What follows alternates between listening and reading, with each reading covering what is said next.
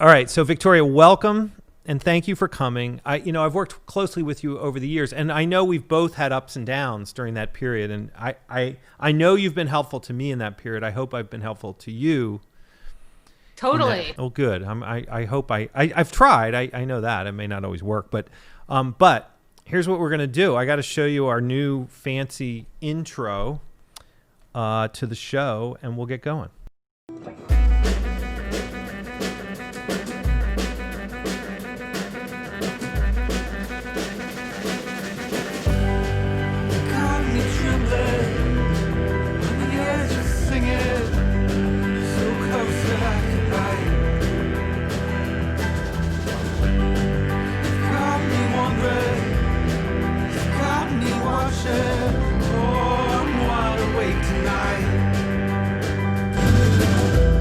Today, it's TNP Fridays.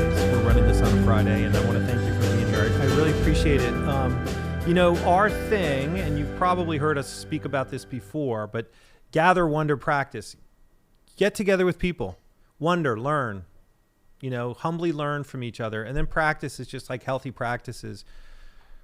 They give you calm and a sane mind. And I know you wrote about a lot of this in the book, and I think it relates to what we do. You've been close to us as we've built this over the year. In fact, you've been a part of helping us build this over the years, the Nantucket Project and now the Neighborhood Project.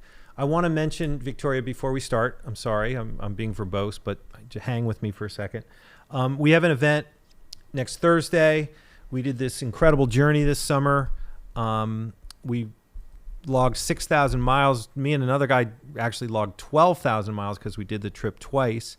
But we're doing a gathering next Thursday night at 7 o'clock for what's called American Neighbor. And this will tell the story, I think, better than I can.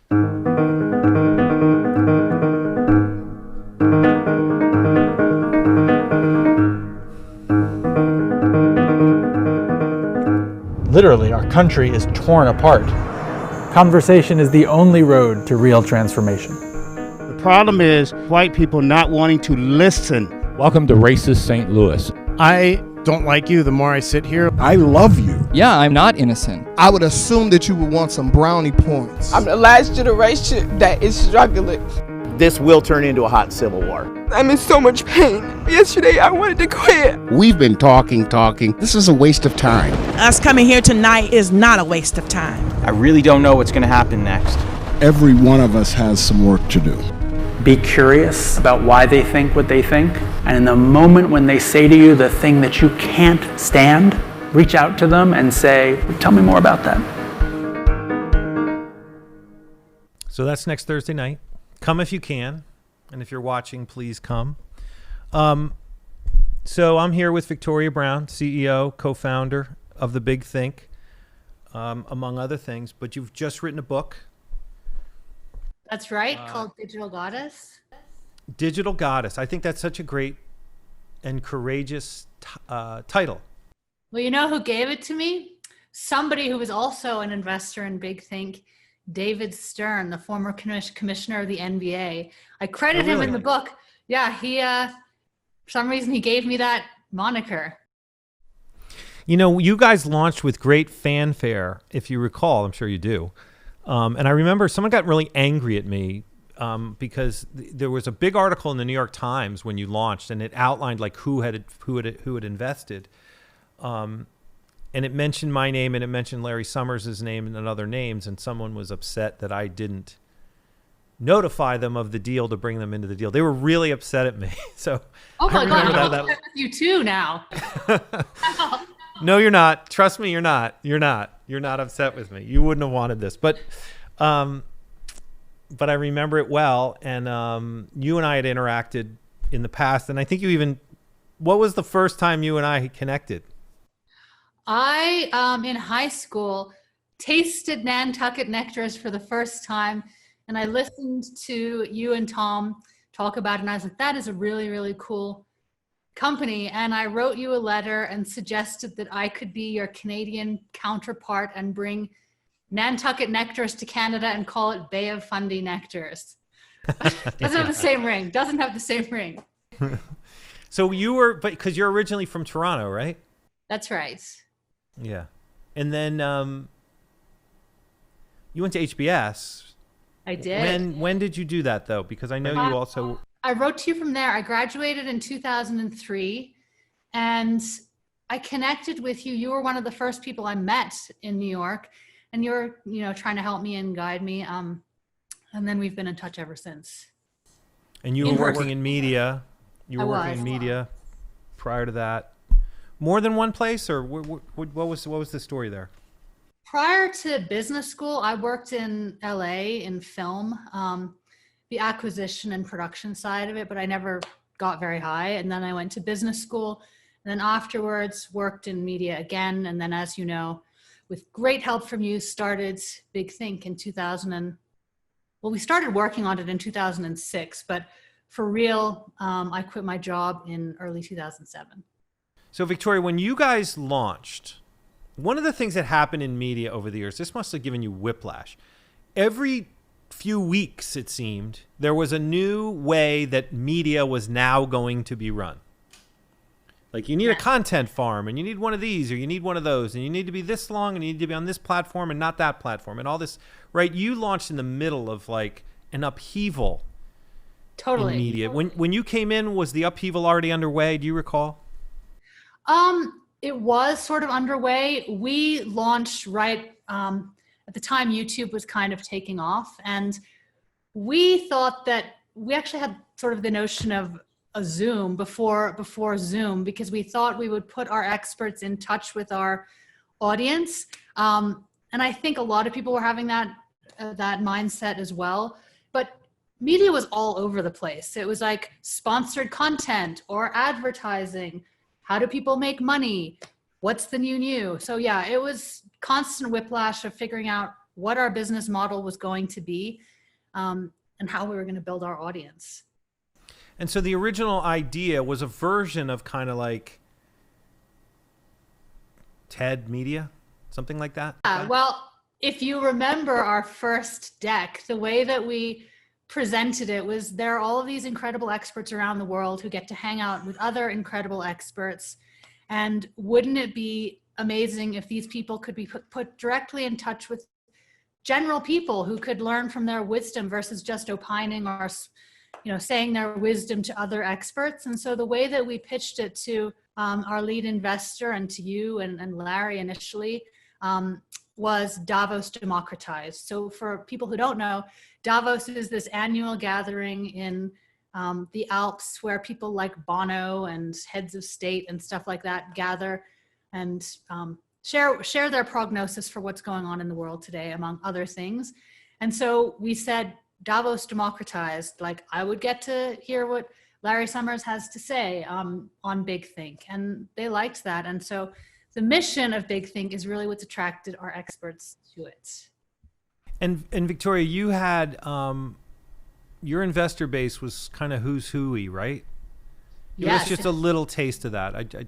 Who else? Well, so our lead investor, we have raised 2 rounds. The second one was much more rolling. The first round were 5 individuals, including David Frankel, who's the lead investor and who I went to business school with, you, Larry Summers, and Peter Thiel. And so that was an incredible start to it. And then we really didn't raise money until a whole bunch of years later, because we had to figure out what our business model was or is. And if we had raised a ton of money at the start, I think we would have probably run out of it, because we wouldn't have basically had a kick in the pants to figure out how to make money, which we did from the get-go. Yeah. Well, here's my point of view that I want to come at this. And I'm more than happy to go to different ones too, but probably consistent with our relationship over the years. To me, starting and running a business is as much a journey of,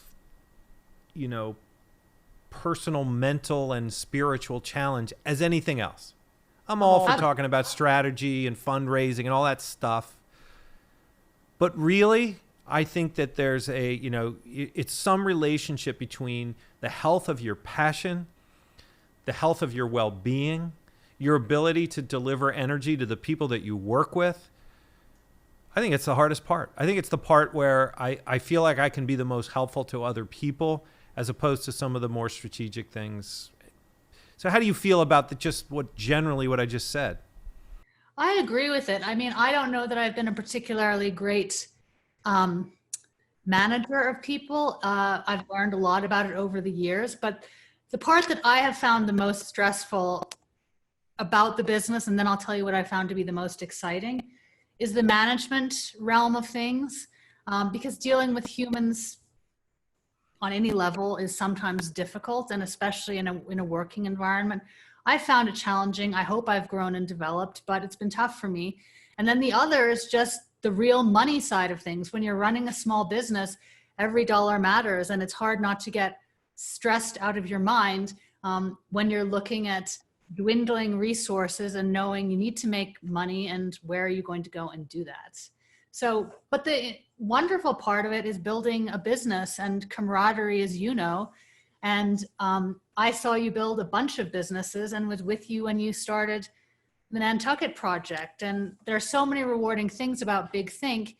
And there are also, obviously, as you know, so many challenges. I saw an interview with you yesterday where you talked about COVID and how, I think it was a couple of weeks ago, or maybe last week, that the annual Nantucket project was supposed to be happening. And you said, I'm sad about it, but I also feel a little bit of a relief. And I get that. Yeah, I mean, I think those parts of it, some people obviously handle it better than others. But the bottom line is you're putting yourself out there all the time, right? I mean, I know you can identify with that. You're constantly putting yourself out there. And, ideas matter. Of course they matter. I'm not going to pretend they don't. But there's so many ideas. There's just ideas everywhere, right? There's just ideas everywhere. The question is, how can you apply your energy to something that's new and useful and exciting? Because if it's not those things, no one wants it, right? And I just don't think those things, you can give birth to those things without boatloads of energy. I completely agree with that. And one of the struggles in recent years that I had is a little bit of running out of energy, because having done this now for 13 years, you do need to refuel and think about other things. And something that I realized, and I spoke to you about this, is that my entire life was Big Think. And that's not really an effective or pleasant way to live your life, when the primary thing, or the only thing really in your life that matters, is your work. Yeah. Yeah. And before we do that, let me just bring it up so people can see. So how long have you been thinking about writing this book? Digital Goddess. I just said before, I love the title, but is this something you've thought about forever? The reason I decided to write the book, and as you asked me, had I planned or thought about doing it forever? Not in the least. I didn't think I had a book in me, as people like to say, but Peter encouraged me over the years to write it, more particularly in the last two. And he said, there are a lot of male CEOs out there and founders, and there aren't a ton of women ones. And I think you have a unique perspective, especially considering you've been doing this for so long. And so I said, okay, maybe. And then young women, aspiring entrepreneurs started to contact me as well. And I finally thought, okay, maybe I have something to say, but it's really difficult to know if what you have to say is interesting, funny, beneficial, or worthwhile. So I guess it was over a year and a half ago, I sat down and wrote down some of the things that I thought I could share, and decided to put together a book proposal. And it went from there. I wrote the whole thing in 3 months, the whole book. So wow. It was much easier for me, because I think it's far easier to write about things that you have done versus creating new ideas. Throughout this career, throughout this 13 years, you have a partner who's struggled with drugs, crystal meth amongst the drugs. Did he get AIDS while you guys worked together? Did he have it when you started? HIV. Sorry, HIV. Yeah, he did. It was a tumultuous time. I think it was in 2007 or early 2008. He's great now. You know, they have all sorts of things to take care of it. And if you're on something called PrEP, you can't infect other people. And if the person if your partner or whatever is taking it, they can't be infected. So the world has dramatically changed in terms of HIV. But yeah, he got it when we started Big Think. Okay, and the bottom line, and I just pushed a bunch of things together that was probably too much at once. But the point is, among the many other things that we all deal with in launching businesses, you guys launched a business that got up running fast. You had a partner who was sick, and he stayed with the company, and he struggled with the things that he struggled with, which is just a way of saying, like, I think you had a particularly high dose of some of the challenges that we have when we start these things. Do you think that's true, or what do you think? I think it is incredibly true. 2007 was a super stressful year for me. The other challenge at the start, as you may remember, because I gave you a call, was that just before we launched, in 2000, this is an embarrassment of pains. You have an embarrassment of pains, but go ahead. Yeah, I know what you're going to say. Yes, it is. I wish it was riches, but embarrassment of pains. I was arrested, and a week later, you know, the story was supposed to come out, or maybe it was a month later, in the New York Times about the launch of Big Think. And we had just raised money a bunch of months earlier. I knew you, and I knew David, the lead investor, well, but the other investors I didn't know that well. And for anybody who gave us money, the fact that I was arrested would have given me pause if I were an investor. But this was an important lesson that I learned very early on, is that you need to tell the bad news of your company or yourself as quickly as possible to build trust, because you can only earn trust once, and if you lose it, you've lost it. So right after I was arrested, I called 4 of the investors, and Peter called one of the investors, Larry, and actually Peter also called Peter Thiel, I think. But we, you know, put it out there as just a fact. And I had no idea if you or any of the other investors would be supportive, or if you'd say, I want my money back or something. But everybody was completely supportive. And as I said, that was an initial lesson, like transparency at all costs, no matter how much it's going to hurt you, or you think it will hurt you. But everyone's dying to know why you were arrested, right? Do you want to talk about it? Sure. I mean, I worked at an organization, and when I left, the person I was working for was not particularly happy. And I used car service, and that was what I was arrested for use of car service. And it seems ridiculous. But weren't you doing work for them at the time? Yes, I was.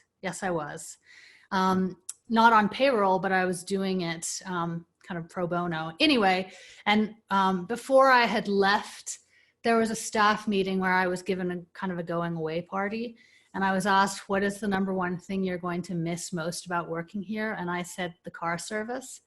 And so, I mean, I was given, as I understood it, use of it, but apparently not. And from that tiny error, I guess you'd call it, it was a big deal.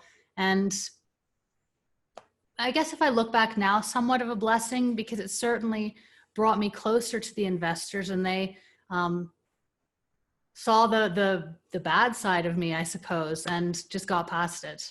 Yeah, I see. I would interpret it differently. I don't think what you did was bad. Let me just be clear. These were gray things. If you were using the car service when you were not authorized to do so, well, I would say that's kind of theft. I mean, it's not kind of theft, it's theft. But that's not actually what happened. I think it was a little more gray than that. I think there was a little bit of revenge in it that related to you leaving. That would be my opinion. That's how I felt at the time. That's how I feel now. I won't say any more, but I think there was more to it than... I think you're being kind. Thank you very much. Well, I'm so glad it's in hindsight. Phew. Yeah. And that's why it was easy for me to, support you, because, ultimately, business is nasty as hell. Some of the lawsuits you run into and some of the things that people will accuse you of it. And, very often competitors are the ones who are doing those kinds of things. And a lot of people will sort of go to any length to fight the fight. The good news is I think most people would never do that, but I think there are plenty of people who who will do those kinds of things. And it, to me, it is the nature of the battle that you get into. And that's where I feel like, I unfortunately, in a very common way, you guys were in the brink of going out of business many times. Is 10 off? I mean, it's got to be in the ballpark, right? Is that fair? Yeah, I mean, with any startup, and I guess a startup of 13 years isn't really a startup, but when you don't have access to massive amounts of capital and you're constantly having to create your own revenue, very limited resources and staffing, you're always on the brink. In some ways, that's good because it keeps you on your toes and innovative. And in some ways, it's incredibly stressful and bad. But yeah, we've been on the brink a whole bunch of times. And Victoria, and when you're in the middle of this, and I want to talk about it. You brought it up, but from the point of view of being a woman in that world. But skipping that for now, would you say you were surprised by the emotional challenge, the spiritual challenge of the whole thing? I would say that I was, and I was unprepared for it. I don't know if you remember, but when we started Big Think, I'd just gotten engaged, I think. And I got married the first few months we started Big Think. I'm no longer married. I wasn't married for very long. Still very good friends with my ex-husband, but my entire focus, to the detriment of personal relationships, was Big Think. And I thought that's what I needed to do to make it work. And so I think I was completely unprepared for the psychology of what it takes to be a successful entrepreneur. And I way over invested in that, probably to the detriment of some of the outcomes of the business. Because if I had been taking better care of myself and my relationships, number one, I would have had a more joyful time along the way. And number two, we might have been even more successful as we went. So the lesson that I learned early on, and I bet you did too, starting Nantucket Nectars, was that this is not your everything. And if you make it your everything, it will crush you. Yeah. Well, I will say this. How old were you, if you don't mind me asking, when you started Big Think? Big Think? My gosh, 32. Yeah. So when we started Nantucket Nectars, I was 22. Mm-hmm. And I do think youth, you can withstand a boatload of crap, a lot of it, right? Including late nights, social life, business life, stress, anger, failure. It's intense. As you get older, it gets a hell of a lot harder. And I think the sensitivity on your emotional system and your ability to kind of navigate with some degree of clarity, because then there's just other things that begin to complicate your life. I didn't actually learn that lesson very well the first time around. And, I was in bankruptcy with Plum TV while this was going on. I mean, in fact, when you and I first met, I was doing Plum TV, and I wasn't in the best shape spiritually, mentally, etc. I was learning the lesson when you were learning the lesson. I was 10 years behind you on this lesson. I think in part because I'm a bonehead, but also in part because of youth. Youth is helpful in a certain way. Being single. Also, you had a great success. And so it's probably a different mindset that you're entering a new business when you've already had a huge success. Yeah, I think that's probably true. I think there's also something else to what you were doing or what we were doing with Plum TV and kind of what I do now, and less so with Nantucket Nectars. With Nantucket Nectars, the great innovation for us was the product. That was a new thing that we were doing, and the way we told the story was new. The system was the same one people had used forever, which is distribution systems and retail systems that were long established, and it was for us to make a new product and find a new way for that product to get into that system, but the system wasn't new. When you're doing Big Think and when I'm doing Plum and what I'm doing right now, you're both building the system and the product all at the same time, and the whims of the digital world are just frankly a lot harder, more complex. And so quickly evolving. I mean, it just evolves. I would guess if I went back to the beverage business today, it's not that different from the systems point of view. I'm sure there are some differences, but I bet you're right. I mean, media, as you know, is just changing every day, and it's really difficult to feel that you're not always behind when you see other people doing things. And that's a mindset I think that also was troubling for me, which like we always felt like we were behind. It's like, no, we were doing just fine. Yeah. You know, I look at some of the titles of the chapters, like Grow a Pair, what it really takes to get a business off the ground, Getting Personal, Working with People You Like. The last chapter, or no, the 8th chapter is Your Other Marriage, How Not to Divorce Your Business Partner. Yeah. Right. This is like, I love this because it is what we sort of launched off with here, which is so much of everything that you're in, that what you're dealing with when you're running a business is human. Yeah. Right. It's the human stuff. That's totally right. And, you know, I didn't divorce my business partner. I did divorce my husband. So you see where my focus. By the way, that's pretty magnanimous. I don't. That may be the wrong word. Monumental of because I love Peter. I think he's great, but he struggled in the middle of all this, and you really stuck by him. Where does that? Why? What in you wanted to do that? I mean, Peter is a fabulous person. Without him, there would be no Big Think. I mean, it was by and large his idea. And I'm somebody who I have a twin brother who's had 5 major heart surgeries and on the operating table once had a stroke, which gave him epilepsy. So I've been around people. I mean, Peter had a different kind of sickness, and stuck by them. And I don't regard addiction or illness necessarily as downfalls. I think you can massively learn from them, as Peter absolutely did. And I've also had times where he's had to stick by me. And I just think, I don't know, you know, would I have done it with other people or somebody else? I don't know, but I always saw the fundamental good and genius in Peter and wanted to continue working with him and get through the hard times. It would seem to me, this would be my judgment on you, is that as long as that person was well-intended, you would have. Because Yes. I've seen you do some pretty, I would call them beautiful, because you've been through some stuff, and you are forgiving, and you're loyal as hell. I mean, you're just a very, very good friend. It's true.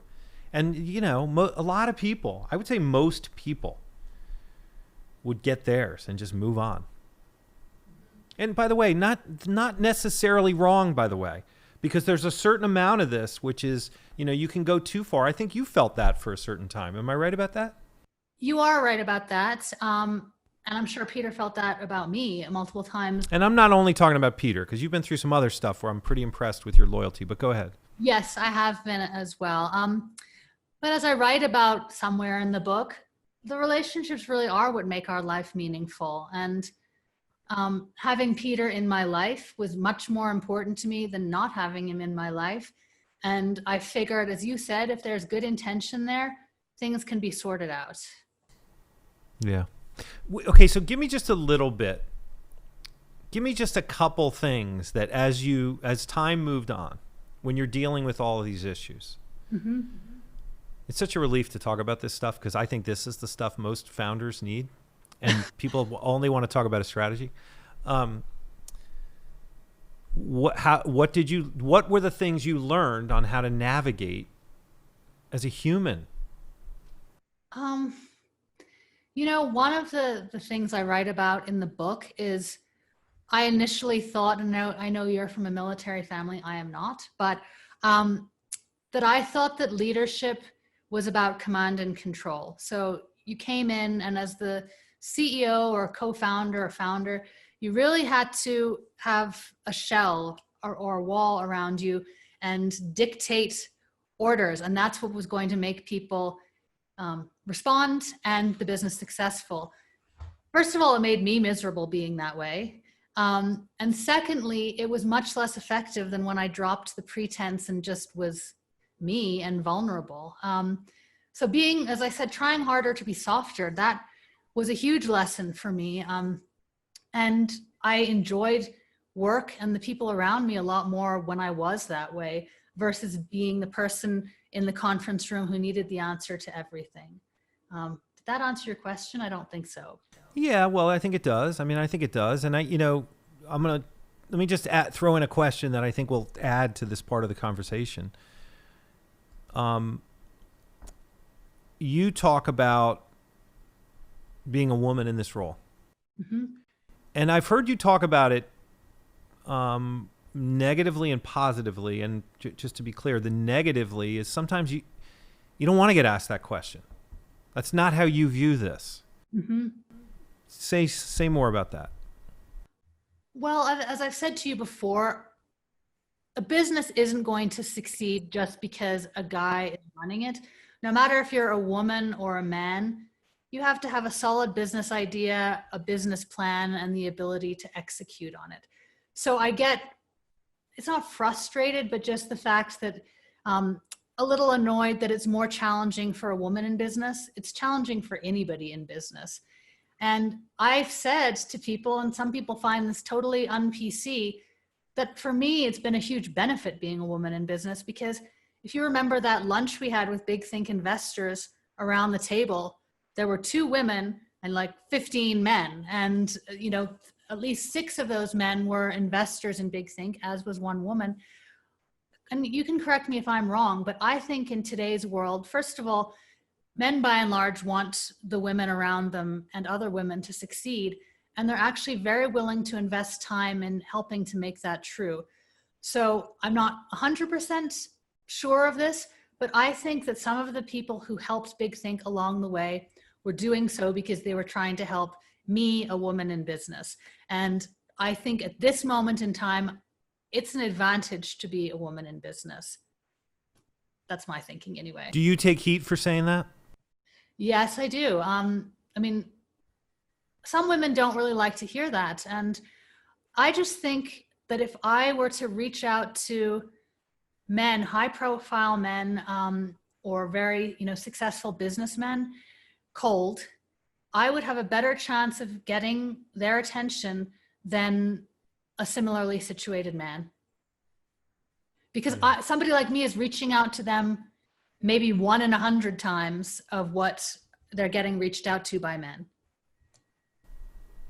Yeah, I don't know. It would be hard for me to even opine on that, but I think some of this is generational, but frankly, some of your investors would run counter to what I just said, because I don't know. I mean, when I went to college,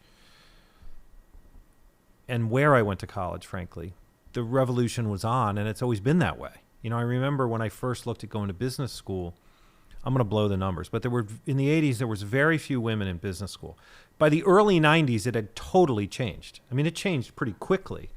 And ever since then, now I'm not going to suggest that somehow everything became balanced and easy or equal. I don't mean that at all. But, I live in a home where my wife was the CEO of a big company and who dealt with real shit.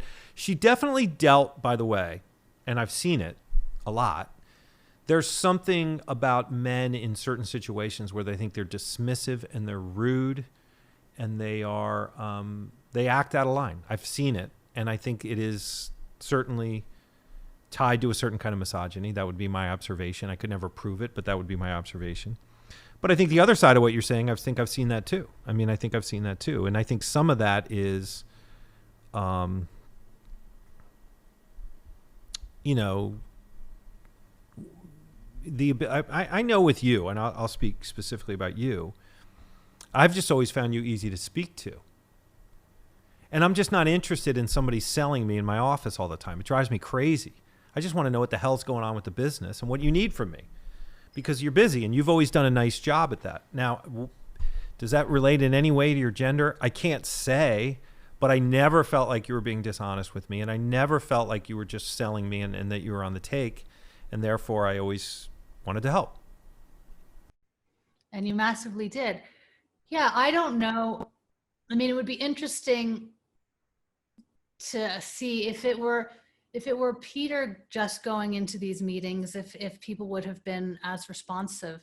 I don't know. I really don't know. I feel like for me, it's been an advantage, and I've taken advantage of that advantage. Well, I don't know if that's, well, I will say this. You're a good communicator, and you lay it out concisely and clearly, and you do it in a way where You know, the thing I always appreciate is when people outline the downside. Like, if this happens, we're fucked, or only if that happens are we going to make it. Because everyone knows that. Like, no one's so naive as to believe that. And I always liked the way that you did that, because, you know, I was running a media business at the same time, so I watched those ups and downs and lefts and rights and all the different things that were going on, and I knew it up close. And, you know, when I think of like the know-it-alls, I definitely picture men's faces, I will tell you that. And I picture largely men in finance. Sorry, guys, I like finance guys too, but, you know, they always know everything, and they tend to know that, like, what's hot at that moment, right? Whatever content forms, whatever the terms, you know, all the terms, right? You've heard it all over the years, and man, did it drive me crazy. It just drove me crazy. And I always thought, like, your ability just to lay that out in a way that was useful to me was always so helpful. I mean, you guys did a great, let me show you this. I love this shot here. You guys were a booking machine. I'm so jealous of Elon Musk, by the way, that you got him. Well, I mean, we were super lucky to get him. I think he was on twice, actually. But yeah, but the reason people came on, yes, we eventually had and have very significant distribution, but early on it was about the mission. And as I said, you know, you have such wisdom to share. Why are you confining it to a tiny group of people? Please help a much wider audience. And they just like that. So the mission was what got us the people. And now I think maybe more than 80% of the people we book are pitched to us, which is great. I'm sure that's true of the Nantucket Project probably as well. Yeah, it is. And I think, you know, there's, I think in the end, you know, people appreciate an opportunity to share a part of themselves that they care to share, right? Which is different than something as silly as who are you dating, or the same old business story that they're telling all the time, right? It's just, right? I mean, I don't know. And when I say that, if like you're a celebrity, you don't want to come to the Nantucket Project or the big thing to talk about celebrity crap. But if you're something you're really interested in your life, well, I think people enjoy those kinds of things. And then, you know, on the other side, on the ideas side of that, people tend to be really passionate about their ideas. And they want to combine with other people and share with other people and find allies and things. And I think from that point of view, if you offer them something like that, and I know that's what you guys do, I think that you do that in spades, you know. You have the advantage also of being in New York, and they all come through New York at some point. That's one of the reasons, well, we were both in New York when we started it, but that was one of the reasons we stayed there. It's true. The question is now, I mean, you must be doing a lot of this. This is what we're doing. I think next Tuesday we're doing an interview with Malcolm Gladwell. We recently did Penn Jillette. I mean, we're doing a lot of content creation at the moment now, and people that had taken maybe 6 months to get into the studio, we can get in a few days, because the barrier to entry is them turning on their computer versus getting on a plane. So in some ways I'm like jumping all over the place, but it will be interesting to see what comes after this. Yeah. And Victoria, when you think about that, so I remember there was a time, Victoria and I have run into each other in these random places, right? Like, and I remember one time in particular, I was in Miami, I ran into you. And if it's okay for me to say this, and I think it's within, I don't know if this moment was in the book, but this feeling was, you were depressed. I was totally. You were really depressed. And you know, at the time I'm thinking, which by the way, more than once I thought, how long can she do this? Like, why doesn't this just eat you up? Or why hasn't this just eaten you up? And how do you react to that? And I'm guessing sometimes you thought it had. I definitely thought it had at certain points. It didn't eat me up entirely because I love what we do and what we've built. And my identity, and this is a bad part of it, became intertwined, I think, with Big Think. But when you and I met in Miami, I remember it because I was sitting, I think I was eating lunch or having a coffee, and I got a text from you, and it mentioned something about like an item of clothing I was wearing. And I was like, Okay, I know he's here somewhere. But I've been through, at that moment, I was probably in the lowest depression I've been in. And I didn't realize that I had struggled with depression until about 3 years ago when I was in San Francisco with Peter at this place, Yerba Buena, and we were having lunch or something. And I was in a downward spiral of just only negative thinking and only saying negative things.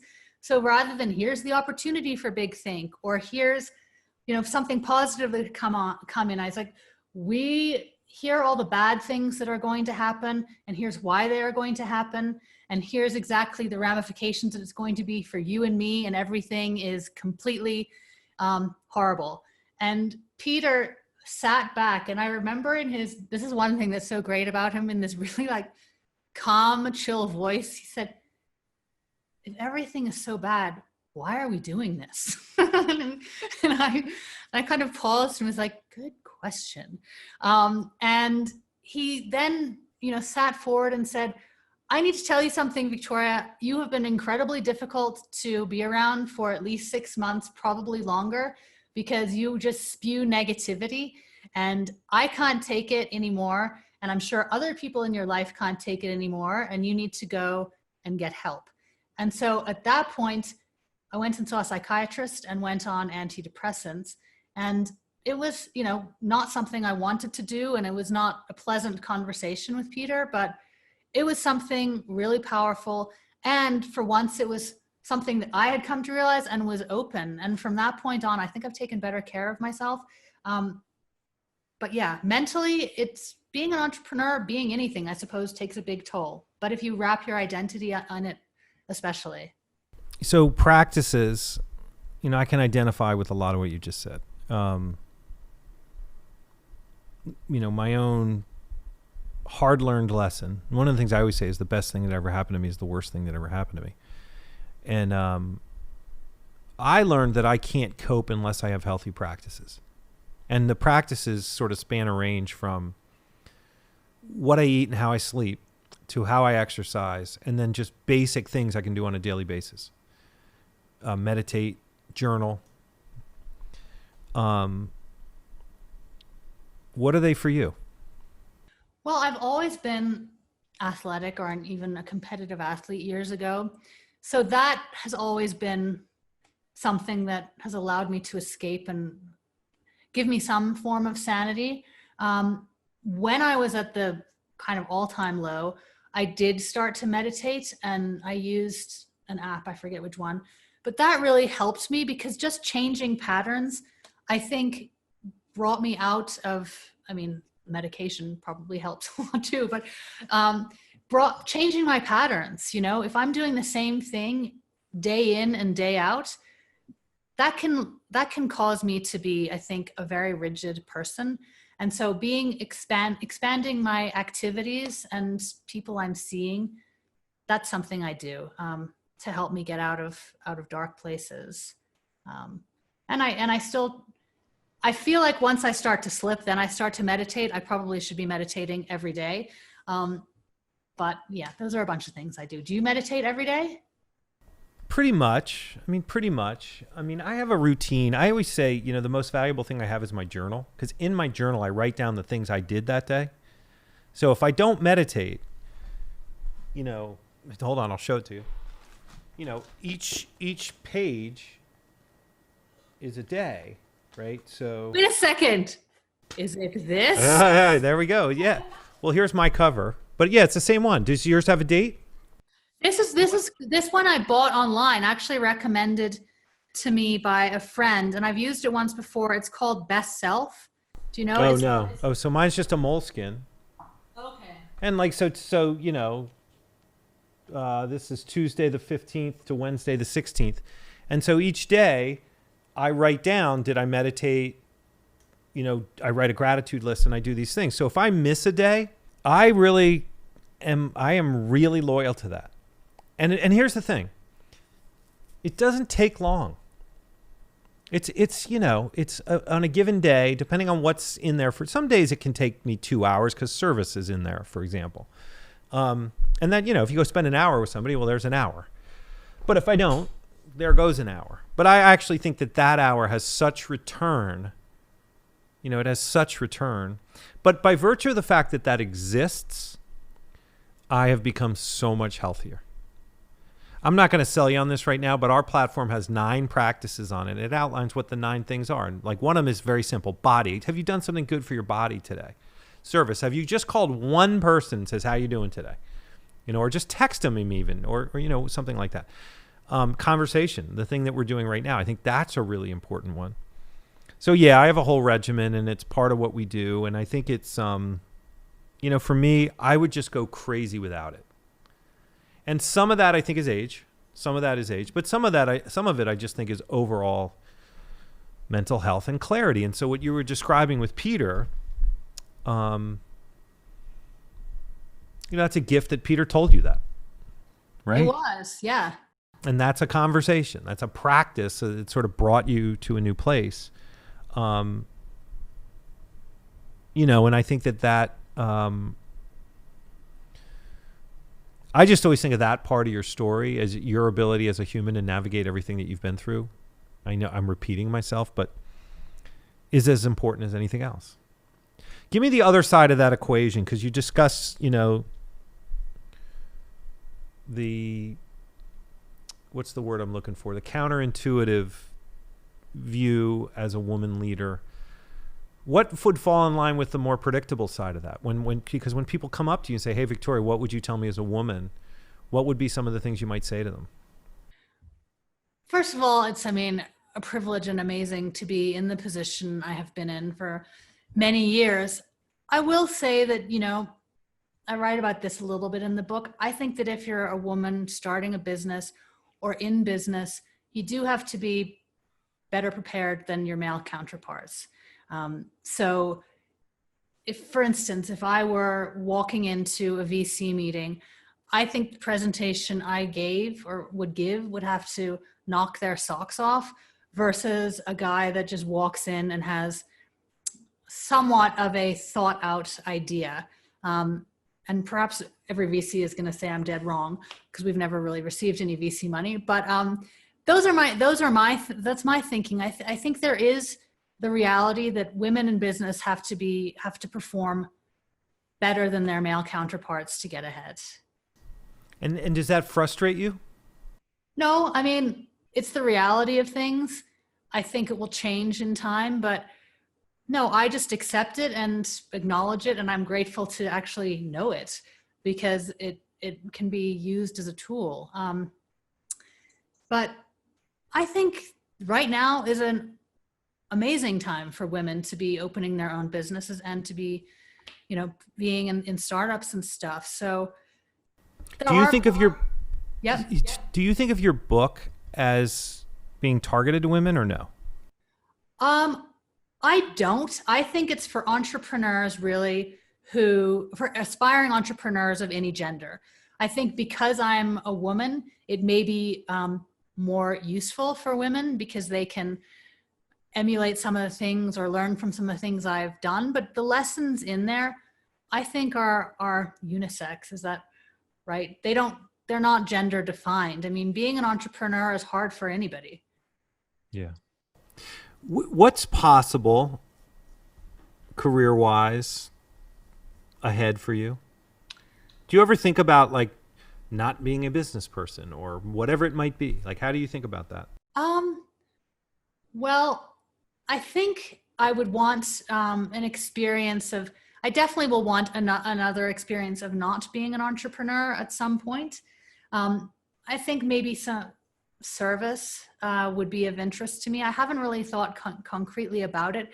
What's so funny is I met this very high-end recruiter at an event many months ago, and he was learning about me, and he said, is there something you want to do after Big Think? And I said, well, I haven't really thought about that. I'm still loving what I'm doing, etc. And he said, well, for somebody like you, it's going to be incredibly challenging to get a job afterwards because they're going to say this person ran a business for 13 years. There's no way she can fit into an organization. And he said, the best thing that you can do after Big Think is start another business. And I was like, oh my God, that sounds terrible. You know, the thing is, by the way, I can so identify with that. Like, just give me a job. I don't want to start anything. The bummer is, I will bet you, if you go sit it out for 6 months, you're gonna start wanting to do it again. For better or for worse, I'm not pushing one way or another, but I hear that a lot, and I can totally identify with that feeling of just give me a paycheck, show me what my duties are, and let me come to work and go home at the end of the day. It sounds great, doesn't it? Yeah, it does. I mean, it doesn't have the thrills that you and I have experienced, though. No, it doesn't. Well, as best we know, like, I don't know. That's true. Maybe that sounds really conceited. I don't know. No, I don't know if it sounds conceited, but it might be naive. It might. Yeah. I don't know. I mean, for me, I've thought a lot about,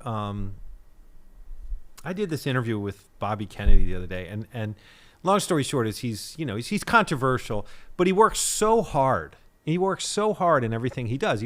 He's very intentional, because you talk about it in the book, in his life, and the energy that requires is just overwhelming. And so you wonder if somebody else were setting the intention all the time, or the big intention, let's say, what might it feel like to apply your intention under the wing of somebody else's intention? It could be thrilling in ways you don't know. Mm-hmm. It could be thrilling, and maybe the ultimate pressure is not on me. It would be on that person. But at the same time, I know people who have been in those situations, and they feel that not being the ultimate decision maker or whatever is paralyzing.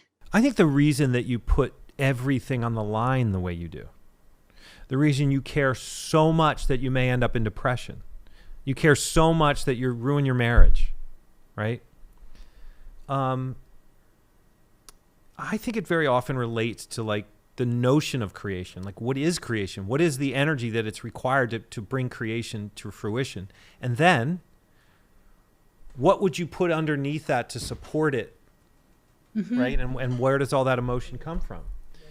And I don't know how you can pull those two things apart. Now, I know ego comes in, and I'm not saying it doesn't, but I think that might just be a part of it. I think there might be other things to it that make it fall apart. Now, I will say I've done a little bit of work as a consultant over the years, and that's how I feel. Like, why have I failed at certain creative projects? Because I stopped doing it. I really think if I did it the 14th iteration, I'd figure it out. Mm-hmm. But I got to do 16 iterations sometimes, or 26 iterations. If I hand somebody something and they say, well, here it is, I don't know if I've iterated enough yet. I don't know. You know what I mean? Yeah. By the way, a consultant told me this recently, which I thought was really interesting. He was a consultant for 35 years and then got a job within an organization. And he said he found it challenging in the organization to start because he realized that as a consultant, his job was to go into an organization or into a client's situation and be different.